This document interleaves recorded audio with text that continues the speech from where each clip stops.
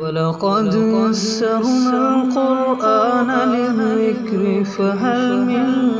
مُّدَّكِرٍ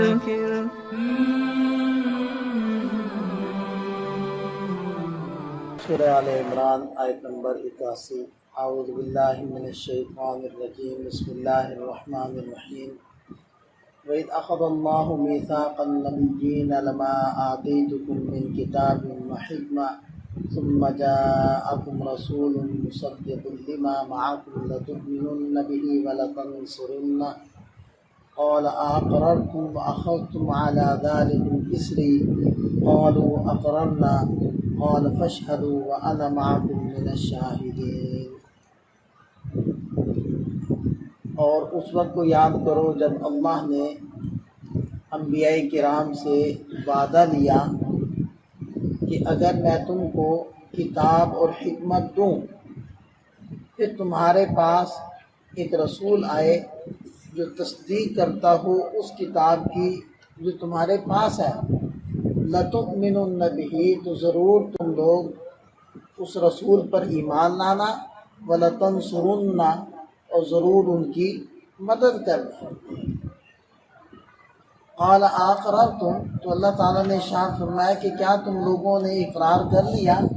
وَأَخَذْتُمْ عَلَىٰ ذَٰلِكُمْ إِصْرِي، اور میری اس ذمہ داری کو اٹھا لیا؟ تو انہوں نے کہا کہ اقررنا، ہم نے اقرار کیا۔ تو اللہ تعالیٰ نے ارشاد فرمایا فَاشْهَدُوا، تم ایک دوسرے پر گواہ ہو جاؤ، وَأَنَا مَعَكُمْ مِنَ الشَّاهِدِينَ، اور میں بھی تمہارے ساتھ گواہوں میں سے ہوں۔ قرآن کریم میں 3 طرح کے وعدوں کا ذکر ملتا ہے۔ ایک تو جو ساری بنو نوع انسانی سے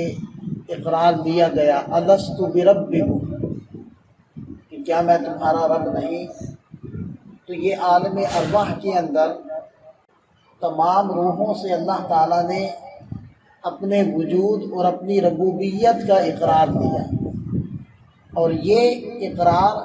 دین اسلام کی بنیاد ہے۔ دوسرا وعدہ اللہ تعالیٰ نے اہل کتاب کے علماء سے لیا،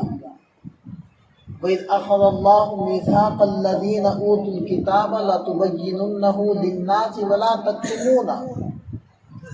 اور وہ اقرار اس چیز کا تھا کہ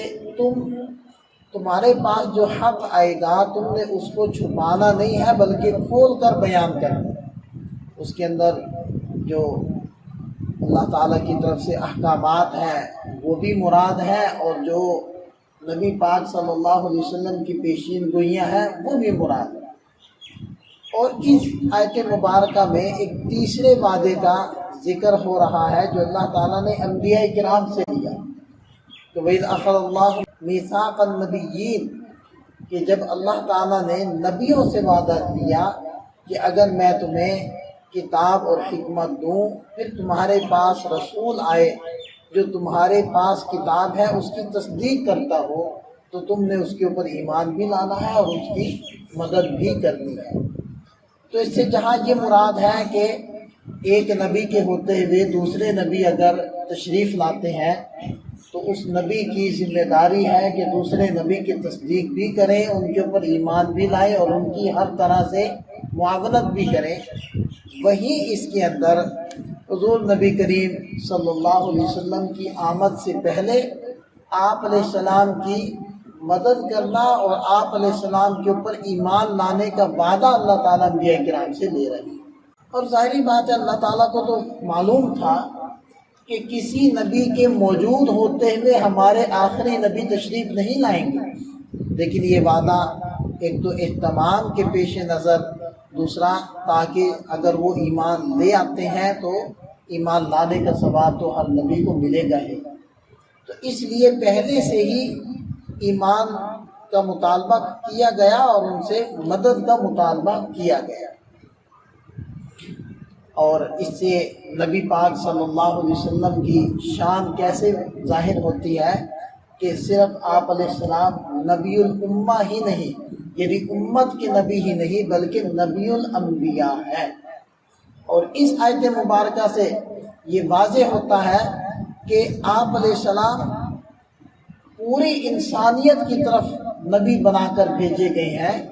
اور یہی نہیں ہے کہ آپ علیہ السلام کے تشریف لانے کے بعد قیامت تک کے لیے آپ علیہ السلام کی نبوت وہ ثابت ہوتی ہے، بلکہ آپ علیہ السلام کے تشریف لانے سے پہلے بھی آپ علیہ السلام کی نبوت ثابت ہوگی، کیونکہ اللہ تعالیٰ آپ علیہ السلام سے پہلے تشریف لانے والے انبیاء کرام سے یہ وعدہ لے رہے ہیں کہ تم نے ایمان بھی لانا ہے اور مدد بھی کرنی ہے۔ تو اس سے وہ جو آپ علیہ السلام کا ارشاد ہے کنت نبیا وآدم بین الماء والطین، میں نبی بن چکا تھا، ابھی آدم مٹی اور پانی کے درمیان میں تھے، یعنی ان کا گارہ تیار ہو رہا تھا اور اللہ تعالیٰ نے تاج نبوت میرے سر پر سجا دیا تھا۔ اس روایت کی بھی تصدیق اس آیت مبارکہ کی روشنی میں ہو جاتی ہے، اور یہ بات بھی واضح ہو جاتی ہے کہ جو آپ علیہ السلام نے ارشاد فرمایا تھا کہ اگر میری موجودگی میں، اگر میرے زمانے کے اندر حضرت موسیٰ علیہ السلام بھی ہوتے تو ان کی نجات بھی میری پیروی اور اتباع کے بغیر نہیں تھی۔ اور ایک اور جگہ آپ علیہ السلام نے ارشاد فرمایا کہ جب حضرت عیسیٰ علیہ السلام تشریف لائیں گے تو وہ بھی قرآن کے مطابق عمل کریں گے اور میری تعلیمات اور شریعت کی پیروی کریں گے۔ تو دیکھیں کہ آپ علیہ السلام کی تصدیق بھی کروائی جا رہی ہے اور آپ علیہ السلام پر ایمان بھی لایا جا رہا ہے۔ اور دیکھیں کہ آپ علیہ السلام نے کو جو اللہ تعالیٰ نے شان دی ہے کہ قیامت کے دن شفاعت کبریٰ آپ علیہ السلام فرمائیں گے کہ سب انبیاء کرام، ساری خلقت آپ علیہ السلام کے پاس آئے گی اور حضور صلی اللہ علیہ وسلم تشریف لائیں گے اور اللہ تعالیٰ کی دربار میں جا کر سجدہ کریں گے اور پھر اللہ تعالیٰ کی حمد و ثنا بیان کریں گے۔ تب اللہ تعالیٰ آپ علیہ السلام کی درخواست کے اوپر حساب کتاب کو شروع فرمائیں گے۔ تو یہ شفاعت کبریٰ ہے۔ اسی طرح آپ علیہ السلام کے جھنڈے تلے ساری خلقت جمع ہو، اور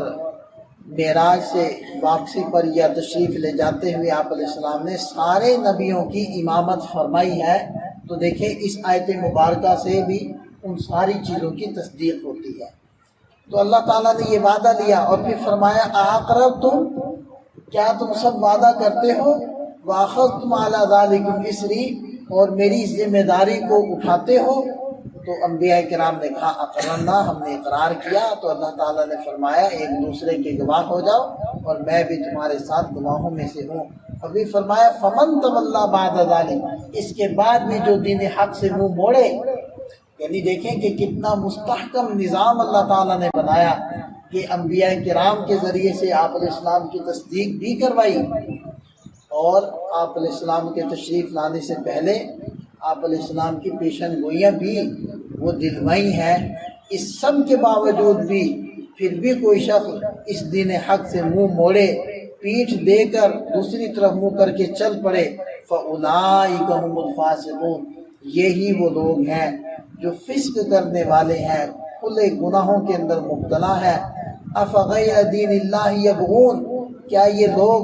اللہ کے دین کو چھوڑ کر کسی اور دین کے متلاشی ہیں؟ حالانکہ وَلَهُ أَسْلَمَ مَنْ فِي السَّمَاوَاتِ وَالْأَرْضِ، جو کچھ آسمان و زمین میں ہے سب اس کے سامنے گردن جھکائے ہوئے ہیں۔ تو وہاں مکرہا، بعض تو ان میں سے وہ ہیں جو بخوشی اطاعت کر رہے ہیں اور بعض ناچار ہو کر اطاعت کر رہے ہیں، یعنی انسانوں میں سے کچھ تو وہ ہیں کہ جو ایمان لا کر بخوشی اللہ تعالیٰ کی تابعداری کر رہے ہیں، اور بعض وہ ہیں جو انکار کر کے، لیکن وہ لوگ بھی اللہ تعالیٰ کے تکوینی امور کے اندر پھنسے ہوئے اور پابند ہیں۔ اب مثلا اللہ تعالیٰ نے کسی کی بیماری کا فیصلہ کر دیا تو وہ مسلم ہے یا غیر مسلم ہے، وہ تو بیمار ہوگا۔ کسی کی موت کا فیصلہ کر دیا، وہ مسلمان ہے یا غیر مسلم ہے، اس کو مرنا تو پڑے گا۔ تو یہ ہے ترحم والی صورت، اور فرمائے کہ وَإِلَيْهِ يُرْجَعُونَ، اور ان سب کو اللہ کی طرف لوٹایا جائے گا، سب نے اس کے پاس جانا ہے اور اپنے کیے کا حساب دینا ہے۔